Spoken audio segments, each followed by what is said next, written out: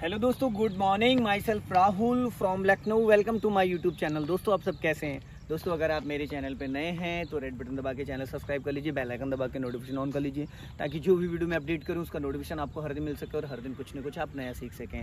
तो दोस्तों बहुत सारे फ्रेंड्स की कॉल आ रही थी और कमेंट्स भी आ रहे थे कि सर आप हमेशा ऑल्टो की, सेंट्रो की, इन्हीं सब गाड़ियों की वीडियो अपडेट करते हैं। तो दोस्तों आज मैं आपके लिए लेके आया हूं बहुत ही ज़बरदस्त, जो कि हर इंसान को वो गाड़ी पसंद है। और आज मैं आपको बताने वाला हूं सिडॉन गाड़ी के बारे में कि सिडॉन गाड़ी को हमें कैसे चलाना चाहिए, सिडॉन गाड़ी का जो जजमेंट होता है उसको हम कैसे करें, और हम फर्स्ट टाइम अगर कार चला रहे हैं तो हमें किन किन बातों का ध्यान देना चाहिए। तो आज ये वीडियो बहुत ज़बरदस्त होने वाली है। अगर आप बिगिनर हैं और सीखना चाहते हैं कार तो ये वीडियो है आपके लिए। तो चैनल सब्सक्राइब करना ना भूलें। और दोस्तों एक मेरा चैनल, सेकंड चैनल है जो कि कार नॉलेज बाय राहुल, उसका भी लिंक मैं डिस्क्रिप्शन में दूंगा, आप लोग जाके फॉलो कर लीजिए। आप मुझे फेसबुक पे भी फॉलो कर सकते हैं लर्निंग टू ड्राइव के नाम से। और अगर आपको मेरा कॉन्टैक्ट नंबर चाहिए तो आप मुझे इंस्टा पे फॉलो कर सकते हैं लर्निंग टू ड्राइव। और एक मेरी डॉटर का चैनल है भक्ति सरोवर के नाम से, आप लोग उसको भी फॉलो करें। और जैसे आपने मुझे प्यार दिया है, इतना यहाँ तक पहुँचाएँ, आशीर्वाद दिया, तो उस चैनल को भी इसी तरीके से आप ग्रो कराएँ। तो दोस्तों ये है मेरे पास गाड़ी होंडा सिटी, सभी की प्यारी होंडा सिटी है और सभी को चाहिए होंडा सिटी। जो होंडा सिटी का एक अलग ही अपना जलवा है। और ये डीजल गाड़ी है दोस्तों। तो आप इस गाड़ी को देख सकते हैं, इसकी जो लंबाई है दोस्तों वो करीब 15 फीट है। इसकी जो लंबाई है वो टोटल 15 फीट है। इस बम्पर से लेके ये जो आपकी नेम प्लेट है यहाँ से लेके, और इसकी जो लंबाई है ना, ये चीज़ अगर आप ये देखेंगे ये, तो ये 15 फीट के आसपास है। और इसकी हम चौड़ाई की बात करते हैं अगर यहाँ से और ये, तो दोस्तों ये लगभग 6.5 फीट के आसपास है।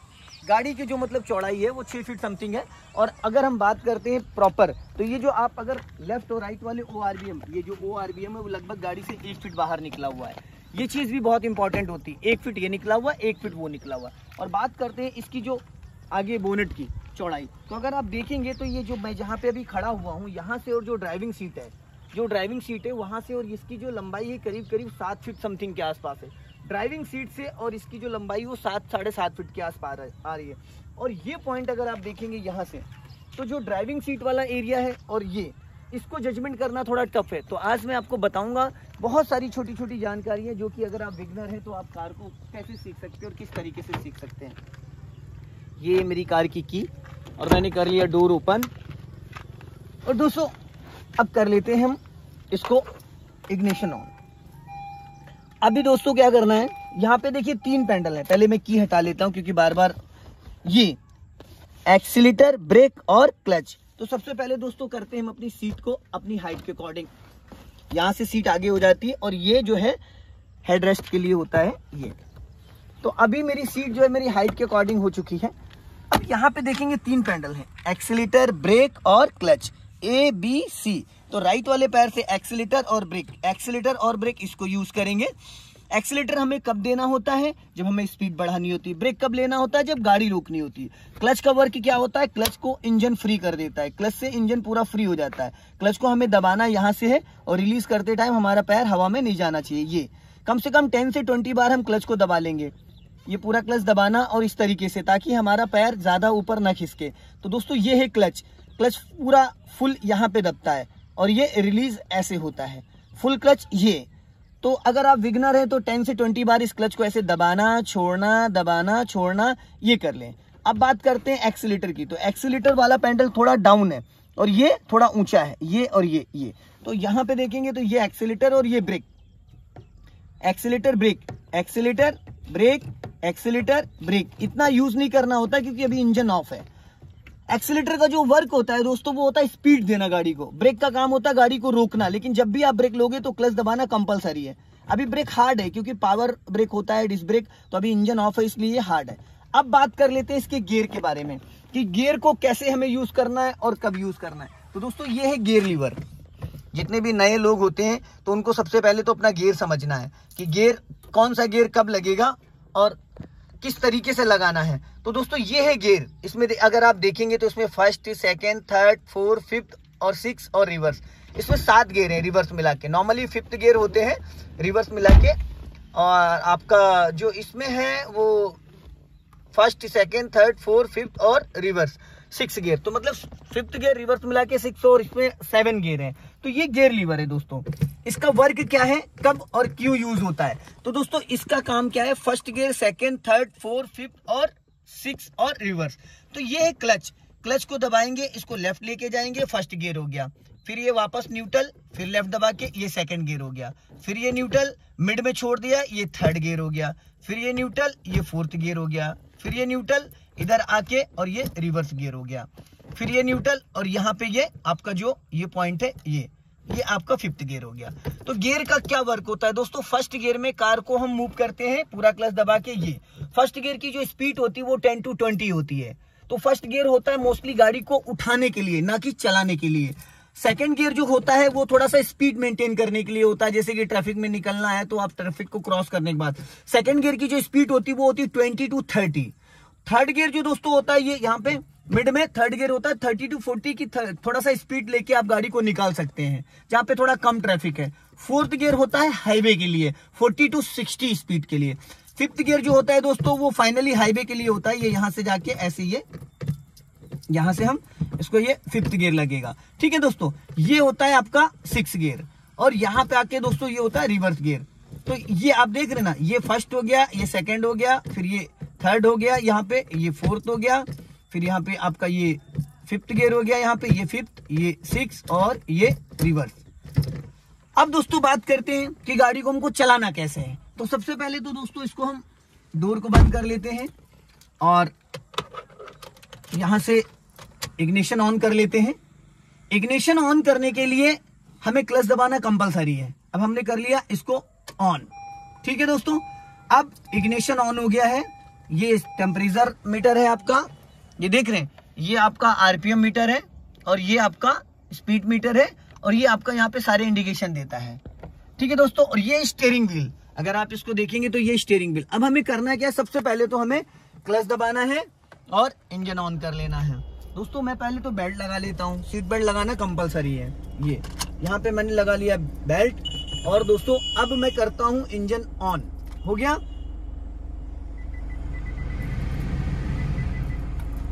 पहले तो दोस्तों एसी ऑन कर लें क्योंकि गर्मी बहुत लग रही है। अब मेरी गाड़ी का इंजन ऑन हो चुका है और मैंने राइट वाले ओआरपीएम को सेट कर लिया है, लेफ्ट वाले ओआरपीएम को सेट कर लिया। मुझे लेफ्ट में पूरा क्लियर दिख रहा है, राइट में पूरा, ये है लुकिंग ग्लास। ठीक है दोस्तों, अब बात करते हैं इसको बढ़ाने के लिए। तो दोस्तों पहले हमें क्लच दबाना है और ये है हैंड ब्रेक, इसको बोलते हैं हैंड ब्रेक।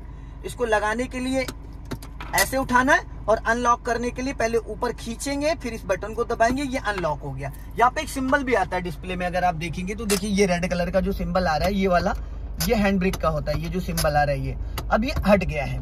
ठीक है दोस्तों, अब क्या करते हैं, पहले पूरा क्लच दबाते हैं, इसको डालते हैं फर्स्ट गियर में और राइट वाला पैर मेरा ब्रेक पे है और मैंने धीरे से क्लच को रिलीज करा और गाड़ी बढ़नी स्टार्ट हो गई। वापस पूरा क्लच दबाया, गाड़ी रुक गई। फिर मैंने ब्रेक को रिलीज किया, फिर धीरे से मैंने क्लच छोड़ा, गाड़ी बढ़नी स्टार्ट हो गई। फिर मैंने पूरा क्लच दबा लिया और ब्रेक लगा लिया, गाड़ी बढ़नी स्टार्ट हो गई। तो ये फर्स्ट गियर में गाड़ी को जब भी हम उठाते हैं, दोस्तों डीजल गाड़ी है तो डीजल गाड़ी का इंजन ताकतवर ज्यादा होता है, पावर ज्यादा होता है, तो हम बिना एक्सीलेटर भी गाड़ी को उठा सकते हैं। तो राइट वाला पैर मेरा ब्रेक पे है, लेफ्ट वाला क्लच पे है। अब ये मैंने पूरा क्लच दबाया, धीरे से ब्रेक ले लिया, फिर मैंने ब्रेक को फ्री किया, थोड़ा सा क्लच दबाया और ये फिर पूरा क्लच दबा के ब्रेक ले लिया। गाड़ी का इंजन जो है वो फ्री हो जाता है क्लच से। अब मैंने इसको करना न्यूट्रल, मैंने न्यूट्रल कर दिया। फिर मुझे इसको फर्स्ट गियर में डालना, पूरा क्लच दबा के फर्स्ट गियर में डाला और ब्रेक पे पैर मेरा है बट ब्रेक मैंने दबा नहीं रखा है, पैर है बट दबा नहीं रखा है। अब मैंने फिर धीरे से क्लच को रिलीज किया यहाँ से और धीरे से गाड़ी मेरी बढ़नी स्टार्ट हो गई। फिर मैंने पूरा, अब इस टाइम मैंने पूरा क्लच रिलीज कर दिया। ये देख रहे हैं गाड़ी मेरी 10 की स्पीड में ऑटोमेटिक चल रही। अब मुझे इसको रोकना है तो मैंने पूरा क्लच दबाया, धीरे से ब्रेक लगा दिया, गाड़ी रुक गई। फाइनली मुझे खड़ी करना है तो मैं यहाँ से कर देता हूँ इसको न्यूट्रल। अब मैंने न्यूट्रल कर दिया, अब गाड़ी मेरी नहीं चल रही है। तो दोस्तों ये था फर्स्ट गियर में कार को मूव करने का तरीका। फर्स्ट गियर में कभी भी हमें एक्सीलेटर देने की जरूरत नहीं पड़ती, चाहे पेट्रोल हो चाहे डीजल हो। फर्स्ट गियर में गाड़ी बिना एक्सीलेटर मूव करी जा सकती। अब बात करते हैं दोस्तों सेकंड गियर की। अब ये मैंने डाल दिया यहाँ पे डायरेक्ट सेकंड गियर। डीजल गाड़ी को आप सेकंड गियर में भी उठा सकते हैं, लेकिन उठाना नहीं चाहिए क्योंकि न्यू विगनर जो होते हैं अगर सेकंड गियर में उठाओगे तो गाड़ी बहुत तेज भागने लगेगी। ये मैंने डायरेक्ट सेकंड गियर डाला और गाड़ी ये उठ गई। देख रहे हैं आप, लेकिन स्पीड देख रहे हैं आप कितनी तेज, 20 क्रॉस कर गई। यहाँ अगर आप देखेंगे तो 20 क्रॉस कर गई स्पीड सेकंड गियर में। अब मैंने वापस क्लच दबाया और ब्रेक लगा दिया, गाड़ी ये धीरे धीरे मैंने ब्रेक लिया, गाड़ी स्टॉप हो गई। तो आपने देखा सेकंड गियर में ऑटोमेटिक स्पीड बढ़ जाती है। अब मैंने इसको न्यूट्रल कर दिया, फिर मैंने इसको फर्स्ट गियर में डाला और धीरे से गाड़ी बढ़ा दी, फिर मैंने पूरा क्लच दबाया और गाड़ी को मैंने रोक दिया। तो दोस्तों ये था फर्स्ट गियर और सेकंड गियर में कार को मूव करने का तरीका। अब बात करते हैं दोस्तों रिवर्स गियर की। तो ये मैंने क्लच दबाया और इस गियर लीवर को पूरा यहाँ लाके ये कर दिया मैंने रिवर्स।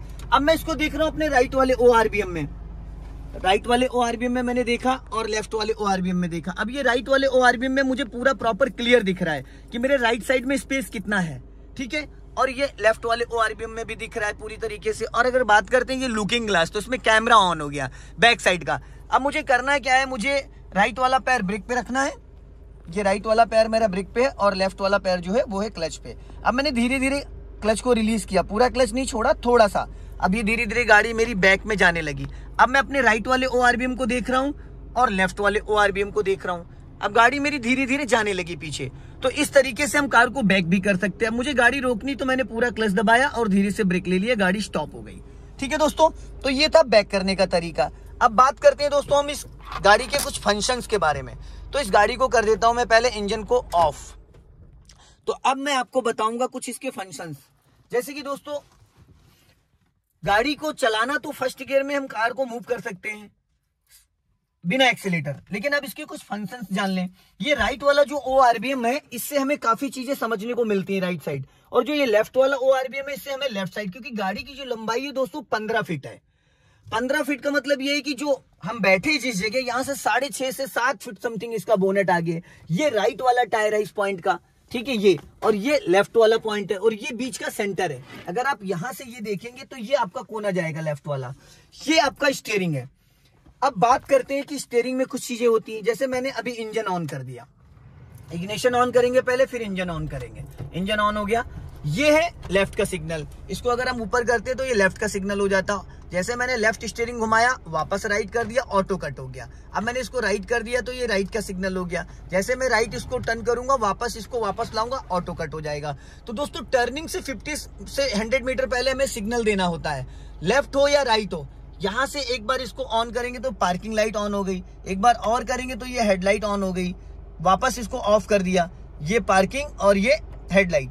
ये अभी जो है लो बीम पे है, इसको नीचे दबा देंगे तो ये हाई बीम पे हो गई। यहाँ पे देखो एक इंडिकेशन आ रहा है हाई बीम का, ये हाई बीम होता है हाईवे के लिए, सिटी के अंदर लो बीम होता है, ये हाई बीम और ये लो बीम। और यहाँ से दोस्तों लगता है डिपर, इसको ऐसे ऊपर करेंगे तो डिपर होता है, ठीक है दोस्तों। इससे वाइपर ऑन होता है आपका, ये अगर आप यहाँ पे देखेंगे तो इसको एक बार हम ऐसे पुश करेंगे तो वाटर के साथ, ये देख रहे हैं आप, अगर बगैर वाटर के आप वाइपर को ऑन करेंगे तो स्क्रैचेस पड़ जाते हैं नॉर्मली। तो अभी अगर मान लो नॉर्मल मुझे बारिश में चलाना है तो मुझे ये एक बार इसको करेंगे स्लो मोशन पे चलेगा, एक बार और तो फास्ट और फास्ट, ये 3 ऑप्शन होते हैं। इसको बोलते हैं हजार्ड स्विच। ये इसको ऑन करेंगे तो चारों इंडिकेटर गाड़ी के ऑन हो जाते हैं, जिससे बारिश में, कोहरे में, पार्किंग में हमें इसको यूज करना होता है। तो ये छोटी मोटी चीजें हैं दोस्तों। और ये देखेंगे ये हैंड ब्रेक का बहुत बड़ा वर्क होता है। इसको लगाने का जो तरीका है वो ये है, और हटाने का तरीका ऐसे नहीं है। कुछ लोग ऐसे स्विच दबाने लगते हैं, पहले इसको ऊपर ऐसे खींचो फिर इस बटन को दबाओ, ये हट गया, सिंपल है। अब मैं आपको दोस्तों इसको थोड़ा सा चला के दिखाऊंगा कि इस गाड़ी को टर्न कैसे करना है, और इस गाड़ी को जब हम टर्न करते हैं तो हमें अपने लेफ्ट और राइट का जजमेंट कैसे लेते हैं। तो सबसे पहले मैं चारों इंडिकेटर ऑन ऑफ कर देता हूं। मैंने डाला फर्स्ट गियर, अब यहाँ मुझे जाना है यहाँ से राइट, तो मैंने राइट का सिग्नल दे दिया और गाड़ी अभी मैंने रोका है यहाँ पे, ये क्योंकि गाड़ी का जो बोनट है ये, अब अगर देखेंगे आप तो ये वाला जो एरिया है यहाँ, अब मेरी गाड़ी का जो बोनट है आधा रोड क्रॉस कर चुका है। अब मुझे अगर इसको टर्न करना तो मैंने राइट का सिग्नल दिया और पहले स्टीयरिंग ये अब मैंने स्टीयरिंग धीरे धीरे यहाँ से घुमाना स्टार्ट कर दिया, क्योंकि राइट वाला ORBM में मुझे दिख रहा है। अगर थोड़ा और गाड़ी लेके जाता तो शायद गाड़ी पूरा रोड क्रॉस कर जाती। अब मुझे जाना है सीधा और मैंने यहाँ पे कर दिया सेकंड गियर। अब मुझे इसको रोकना है तो मैंने पूरा क्लच दबाया और हल्का सा ब्रेक ले लिया, गाड़ी रुक गई। फर्स्ट और सेकंड गियर में कभी भी गाड़ी अगर आप रोकते हो तो पहले पूरा क्लच दबाओगे फिर धीरे से ब्रेक, क्योंकि क्लच जब दबाते हो पूरा तो इंजन वर्क करना बंद कर देता है। जो गाड़ी की स्पीड है वो अपने आप धीरे धीरे कम होने लगती है। जब हम पूरा क्लच दबा लेते हैं तो इंजन का गियर का कनेक्शन पूरी तरीके से डिस्कनेक्ट हो जाता है। अब इसको वापस फर्स्ट गियर में करते हैं। अब मुझे अगर यहाँ से लेफ्ट टर्न करना है और लेफ्ट में खड़ी है कार, तो मुझे यहाँ से नहीं जाना, आगे से जाना। तो मैंने लेफ्ट का 50 मीटर पहले सिग्नल दे दिया यहाँ से। अब मुझे ये देखना है जो ये पोल लगा हुआ है, इस पोल से कितनी गाड़ी आगे निकलने के बाद मैं अपनी गाड़ी को लेफ्ट टर्न करूंगा। अब अगर आप देखेंगे यहाँ पे ये जो पोल है, हमेशा एक चीज का ध्यान रखना कि ये जो पोल है, जो लेफ्ट वाला ORBM है, ये जो लेफ्ट वाला ORBM है, ये इस पोल से इतना गाड़ी का हिस्सा आगे निकलने के बाद ही हमें गाड़ी को टर्न करना। अगर मैं अभी गाड़ी को इससे पहले टर्न करता तो मेरा लेफ्ट साइड वाला जो एरिया है वो टकरा जाता। अब मैंने यहाँ पे एक राउंड स्टीयरिंग का घुमा दिया, ये अब मैं धीरे धीरे गाड़ी को आगे ले जा रहा हूँ। आप लेफ्ट में देखेंगे तो ये जो लेफ्ट वाला ORBM है, मैंने कितना आगे जाके गाड़ी को टर्न करा। और अभी गाड़ी की जो सिचुएशन है, अगर आप देखेंगे, अगर आप बाहर जाके देखेंगे तो इस गाड़ी की जो सिचुएशन है, तो वहां पे आपको देखने को मिलेगा कि अभी लेफ्ट में कितना स्पेस बचा हुआ है, अभी लेफ्ट में कितना स्पेस बचा हुआ है। अगर लेफ्ट साइड आप देखते हैं तो लेफ्ट में आपको ये देखने को मिलेगा कि गाड़ी की जो ये साइड है, ये वाली लेफ्ट वाली साइड, तो अभी लगभग करीब 1 से 1.5 फीट का स्पेस है इसमें। अब अगर मैं गाड़ी को निकालता हूँ धीरे धीरे तो मेरी गाड़ी टकराएगी नहीं। इतना स्पेस लेके हमेशा गाड़ी को निकालना चाहिए। अब ये मेरी गाड़ी हो गई सीधी। तो दोस्तों अब मुझे इसको करना है यहाँ से बैक। ये मैंने बैक में डाल दिया और अपने लेफ्ट वाले बार मैं देख रहा हूँ, धीरे धीरे गाड़ी मेरी जा रही है बैक में।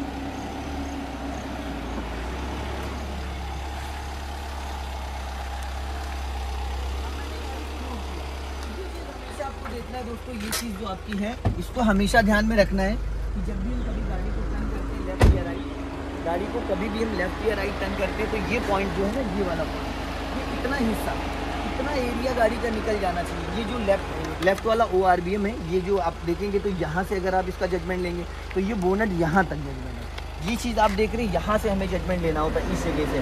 तो ये वाला एरिया और इतना गाड़ी का हिस्सा आगे निकलने के बाद, इतना गाड़ी का हिस्सा जब निकल जाए उसके बाद चाहे लेफ्ट टर्न करना हो चाहे राइट टर्न करना हो, क्योंकि जब आपकी गाड़ी का इतना हिस्सा आगे निकल जाता है उसके बाद आप टर्न करते हैं, वाला जो ये जो डिग्गी वाला पॉइंट, इतना एरिया है, तो आसानी से आपकी गाड़ी निकल जाती है। जैसे कि अभी मैं टर्न करके दिखाऊंगा। ये जो मेरा टायर है, ये टायर मेरा यहाँ पे आएगा, इस जगह पे, ये ऐसे करके आएगा यहाँ।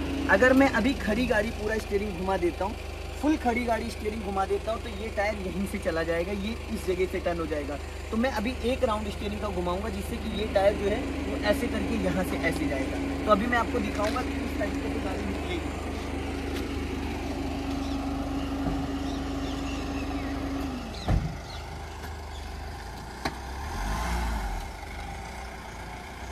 मैंने जो गाड़ी को टर्न करा है तो थोड़ा सा मैंने आगे, अब इसका जो बोनट है अगर आप देखेंगे तो इधर यहाँ पे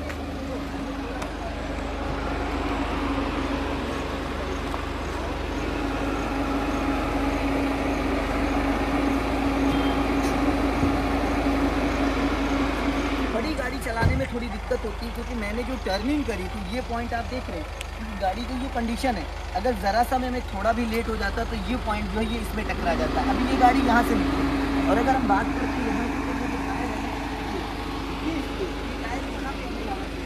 थोड़ी सी गाड़ी आगे निकली क्योंकि आइडिया उसका इतना नहीं मिल पा रहा है।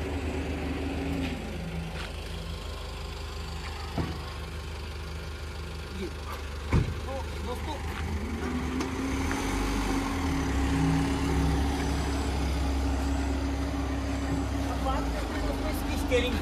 इसकी स्टीयरिंग की बात करते हैं कि स्टीयरिंग हम किधर कितना टर्न करेंगे, लेफ्ट या राइट। तो ये ऐसे स्टीयरिंग है। अब मान लो मुझे गाड़ी को रिवर्स में लेके जाना, मैंने डाला यहाँ से रिवर्स गियर, ये अब मैं थोड़ा सा गाड़ी को पीछे लेके जाऊंगा, और अब मुझे टर्न कैसे करना है वो चीज मैं आपको बताऊंगा। अब मैं अपने राइट वाले ORBM को देख रहा हूँ। अब मैंने यहाँ से पूरी स्टीयरिंग खड़ी गाड़ी पे घुमा दिया, मैंने पूरी गाड़ी का स्टीयरिंग घुमा दिया, और धीरे धीरे गाड़ी ये मेरी राइट जाने लगी, क्योंकि फ्रंट में भी मार्जिन ज्यादा चाहिए और बैक में भी मार्जिन ज्यादा चाहिए। अब ये गाड़ी मेरी यहाँ पे पूरी तरीके से टर्न हो गई। अगर आप देखेंगे तो ये गाड़ी मेरी सीधी हो गई है, ठीक है। अब सीधी हो गई, अब थोड़ा सा मैं पीछे और जाऊंगा। अगर आप देखेंगे तो ये पोल है, ये देख रहे हैं आप, पोल है। अगर मैंने खड़ी गाड़ी को पहले टर्न कर दिया होता तो शायद ये गाड़ी मेरी यहाँ तक नहीं निकल पाती आराम से।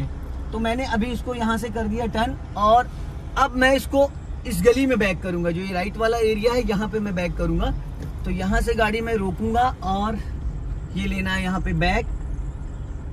इस गाड़ी को ऐसे रोक रहा हूँ। अब देखेंगे अगर तो बैक साइड ये यहाँ से मैंने टर्न कर दिया और ये राइट वाला एरिया जो ये है इसमें हम ORVM को अपने चेक करेंगे धीरे धीरे धीरे धीरे, और अपने लेफ्ट वाले ORVM को चेक करेंगे, लुकिंग ग्लास को चेक करेंगे। तो गाड़ी अब मेरी हो चुकी है सीधी और ये अब यहाँ से गाड़ी मेरी पीछे जा रही धीरे धीरे धीरे धीरे और ये कर लिया मैंने टर्न।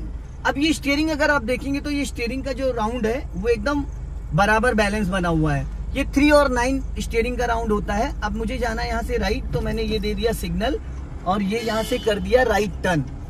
जी, तो ये जो गाड़ी का स्टीयरिंग है इसको समझना बहुत जरूरी है आपको।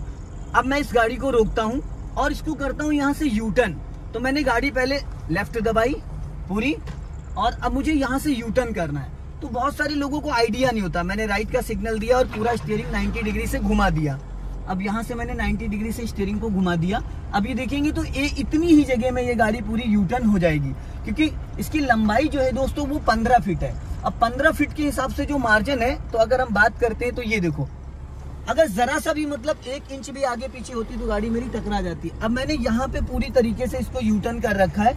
ये है 90 डिग्री का जो टर्निंग पॉइंट, ये तो इस तरीके से हम इसको टर्न कर सकते हैं। ये पूरा 90 डिग्री से मैंने स्टीयरिंग को मूव किया, तो ये यू टर्न करने का तरीका होता है। अब इसको कर लेते हैं हम यहाँ पे खड़ी गाड़ी। खड़ी गाड़ी जैसे यहाँ पे रोक लिया मैंने, अब इसको करना है मुझे यहीं से खड़े बैक। अब मैंने डाला बैक गियर और खड़ी गाड़ी को मैंने पूरा 90 डिग्री से टर्न कर दिया। अब गाड़ी मेरी गई पीछे ये पूरा। अब अगर आप देखेंगे यहाँ पे तो खड़ी गाड़ी को मैंने टर्न किया यहाँ से और ये ले लिया यहाँ से पूरा 90 डिग्री से टर्न कर लिया। ये तो दोस्तों कार को बैक कैसे करना है, स्टीयरिंग को कब समझना है, कैसे समझना है, तो ये मैंने कर दिया यहाँ से लेफ्ट टर्न। अब बैक करने का जो तरीका होता है दोस्तों वो मैं आपको बताऊंगा कि गाड़ी का जो जजमेंट होता है लेफ्ट साइड और राइट साइड उसको समझना बहुत जरूरी है। क्योंकि जो ये बोनेट है, अगर हम बात करते हैं इसकी ये ड्राइविंग सीट की, तो ड्राइविंग सीट से हमें बोनेट नहीं दिख पाता है। जितनी भी सीडॉन गाड़ी, वरना है, होंडा सिटी है, कोरोला है, ऑडी, मर्सिडीज, ये जो सीडॉन गाड़ियां हैं इनका जजमेंट हमें नहीं मिल पाता है। तो दोस्तों इसके लिए हमें ये जो इसका जजमेंट आगे का एरिया ये समझना बहुत जरूरी। जैसे कि अगर आप अभी देखेंगे तो मैं बोनेट के बाहर खड़ा हो रहा हूँ और आपको दिखेगा कि गाड़ी की जो लंबाई है, ये वाला जो एरिया है, ये जो एरिया गाड़ी का आता है, जैसे राइट साइड है और लेफ्ट साइड है, तो ये आपकी ये जो साइड है लेफ्ट वाली साइड और ये जो आपका राइट साइड है, तो गाड़ी का जो एरिया होता है चौड़ाई, ये चीज। तो जब ड्राइविंग सीट पे हम बैठते हैं तो ड्राइविंग सीट से जो ये वाला एरिया, इसका जजमेंट हमें नहीं मिल पाता है। जो भी नए बिगिनर होते हैं उनको आइडिया नहीं मिल पाता है। तो इसके लिए आपको क्या करना है, आप जब भी ड्राइविंग सीट पे बैठे हैं तो लेफ्ट वाले एरिया पे ज़्यादा फोकस करें। जो लेफ्ट वाला एरिया है इस पर ज़्यादा फोकस करें, तो इससे आपको काफ़ी जजमेंट मिलेगा। दोस्तों अगर ये वीडियो पसंद आई तो लाइक करें, शेयर करें, कमेंट बॉक्स में ज़रूर बताएं कि वीडियो कैसा लगा। अगली वीडियो में फिर मिलते हैं। जय हिंद, वंदे मातरम।